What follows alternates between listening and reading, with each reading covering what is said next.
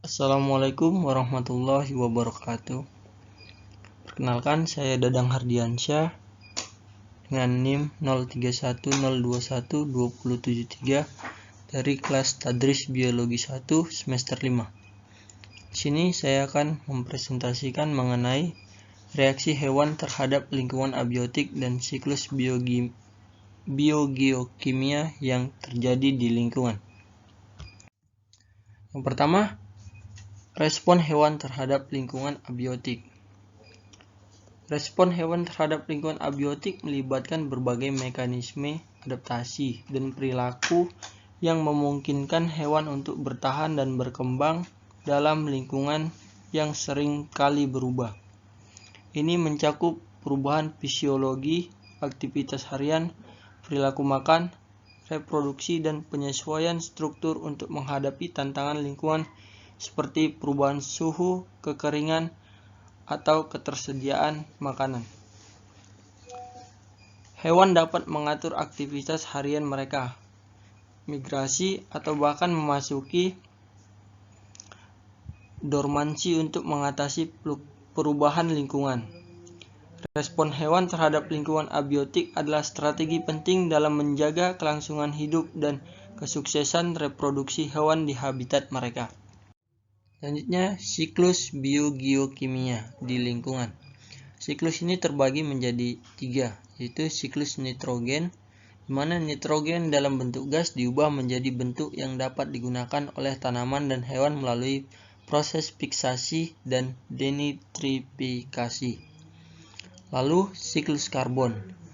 Siklus karbon merupakan perpindahan antara atmosfer, tanaman, hewan, dan bahan organik melalui proses fotosintesis, respirasi, dan dekomposisi. Dalam lingkungan alam, salah satu siklus karbon yang dapat kita ketahui adalah mencakup perpindahan karbon antara beberapa komponen utama, yaitu atmosfer, litosfer, hidrosfer, dan biosfer.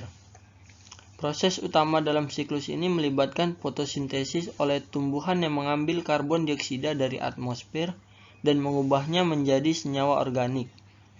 Hewan herbivora kemudian mengkonsumsi tumbuhan, sedangkan hewan karnivora dapat memakan hewan herbivora.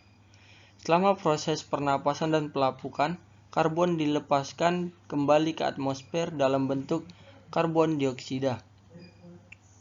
Selain itu, karbon juga dapat masuk ke dalam litosfer sebagai batuan karbonat melalui pembentukan sedimen laut. Air hujan juga membawa karbon ke lautan, di mana organisme laut seperti fitoplankton dan hewan laut lainnya dapat mengambil sebagian dari metabolisme mereka. Selain itu, karbon juga dapat berpindah melalui siklus air melalui air sungai dan danau. Siklus karbon memiliki dampak yang signifikan pada ekologi dan perubahan iklim global karena pengaruhnya terhadap konsentrasi karbon dioksida di atmosfer dan perannya dalam menyimpan karbon dalam berbagai bentuk di bumi. Ketiga, yaitu siklus air. Air bergerak melalui siklus penguapan, kondensasi, presipitasi, infiltrasi, dan aliran permukaan yang mempengaruhi hidup hewan dan tanaman.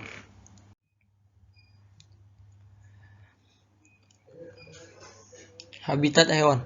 Habitat hewan merujuk pada lingkungan fisik dan biotik di mana suatu spesies hewan tinggal dan memenuhi kebutuhan hidupnya. Ini mencakup lokasi fisik di mana hewan tersebut dapat ditemukan serta faktor-faktor seperti tipe vegetasi, suhu, kelembapan, dan ketersediaan sumber daya makanan yang mempengaruhi kemampuan hewan untuk bertahan hidup, berkembang biak, dan berinteraksi dengan lingkungan sekitarnya. Adapun habitat hewan itu ada habitat perairan seperti hewan seperti ikan paus, dan ubur-ubur hidup di habitat air seperti laut, sungai, dan danau. Pada habitat hutan, beragam hewan seperti monyet, burung, dan kucing hutan mendiami habitat hutan yang kaya akan tumbuhan dan pohon. Habitat gurun yaitu binatang gurun seperti unta, kadal, dan kalajengking beradaptasi dengan kondisi kering dan panas di habitat gurun. Selanjutnya, relung yang mempengaruhi kehidupan hewan. Dalam konteks ekologi, relung merujuk pada area yang lebih kecil atau spesifik di dalam suatu habitat yang memiliki kondisi lingkungan yang khusus dan mempengaruhi kehidupan hewan. Relung merupakan bagian penting dalam ekosistem karena berbagai relung dalam suatu habitat memungkinkan hewan untuk mengisi peran ekologis dan berbeda dan memiliki beragam spesies yang lebih tinggi. Seperti contohnya relung makanan, yaitu interaksi antara hewan pemangsa dan mangsa yang mempengaruhi populasi dan keseimbangan ekosistem. Relung tempat bertelur, hewan seperti burung dan kura-kura mencari tempat yang tepat untuk bertelur agar dapat melindungi keturunannya. Relung perlindungan seperti hewan seperti raja wali dan cita yang mencari tempat berlindung dari predator dalam relung tertentu di habitat mereka.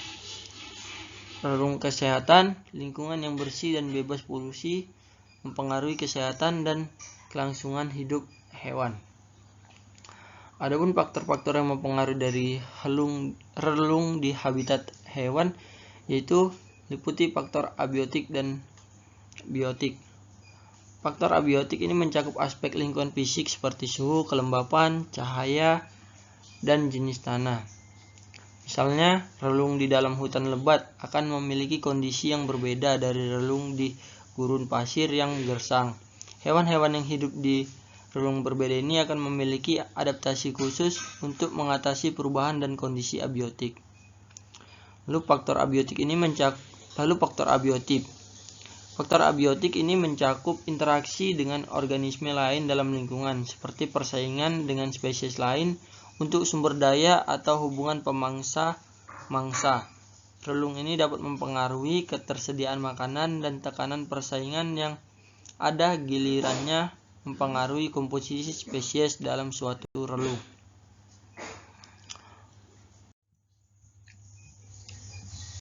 Selanjutnya, faktor lingkungan abiotik yang mempengaruhi hewan. Itu terdapat 4, suhu, cahaya, kelembaban, dan tekanan. Suhu ekstrim dapat mempengaruhi metabolisme dan adaptasi hewan. Cahaya, intensitas cahaya dan siklus siang malam mempengaruhi perilaku dan pola tidur hewan. Kelembapan yang tepat penting bagi hewan untuk menjaga keseimbangan air di dalam tubuh. Tekanan, hewan yang hidup di dalam laut menghadapi tekanan yang lebih tinggi daripada hewan di daratan. Perubahan lingkungan dan dampaknya pada hewan meliputi pemanasan global, pencemaran lingkungan, dan pemusnahan habitat. Pada pencemaran lingkungan, air dan udara dapat meracuni hewan dan merusak ekosistem di mana mereka hidup.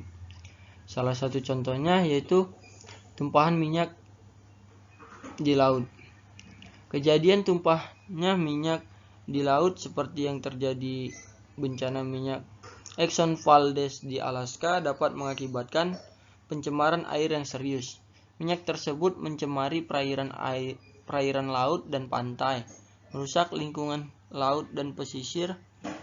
Hewan-hewan laut seperti burung, ikan, dan mamalia laut yang terkena minyak dapat mengalami keracunan dan kematian. Ini membuat ekosistem laut yang terkena dampak tumpahan minyak ini akan memerlukan waktu yang lama untuk pulih kembali seperti keadaan semula.